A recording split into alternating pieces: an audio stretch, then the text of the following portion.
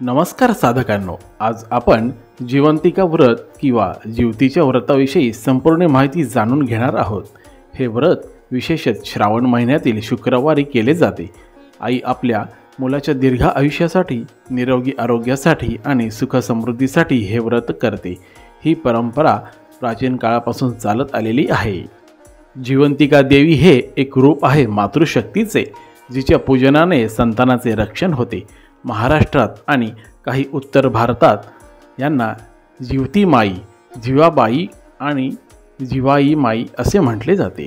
जिवंतिका व्रत कधी करायचं तर श्रावण महिन्याच्या प्रत्येक शुक्रवारी हे व्रत करतात।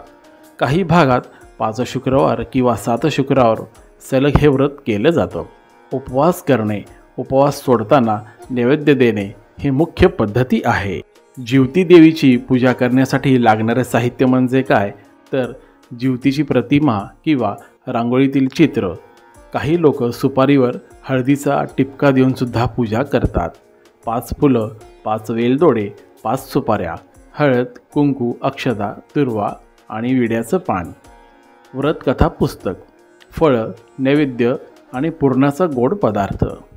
पूजन पद्धती तर स्नान करून स्वच्छ कपडे परिधान करा। घरातील स्वच्छ जागी चौरंग पाट मांडून त्यावर जिवती देवीचे चित्र, प्रतिमा ठेवा। चित्राला हळद कुंकू लावून फूल अर्पण करा। देवीसमोर दीप लावा व एक नारळ ठेवून पूजा करा। मंत्र ओम जीवन माते नमः। व्रतकथा वाचा किंवा ऐका। अखेरीस नैवेद्य दाखवून आरती करा। जय देवी जीवमाते, भक्तांसी तू कृपावंते। नम प्रार्थना करा, माझ्या मुलाचे रक्षण कर, त्यांना दीर्घ आयुष्य आणि आरोग्य दे।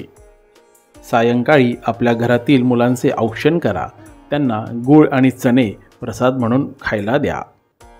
जिवती देवीची व्रतकथा आपण थोडक्यात ऐकूया।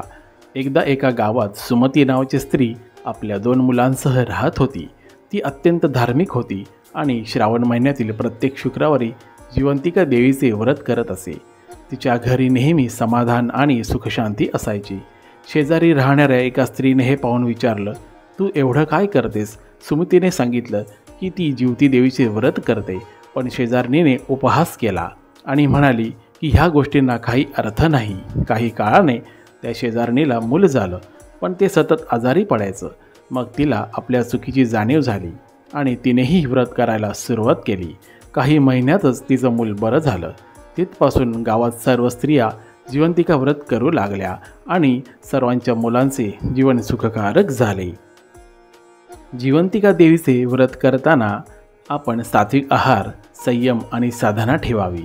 शक्य असल्यास 7 शुक्रवार व्रत पूर्ण करा। मुलींनाही हे व्रत शिकवा, जसे आपल्या आई आजींनी आपल्याला शिकवले।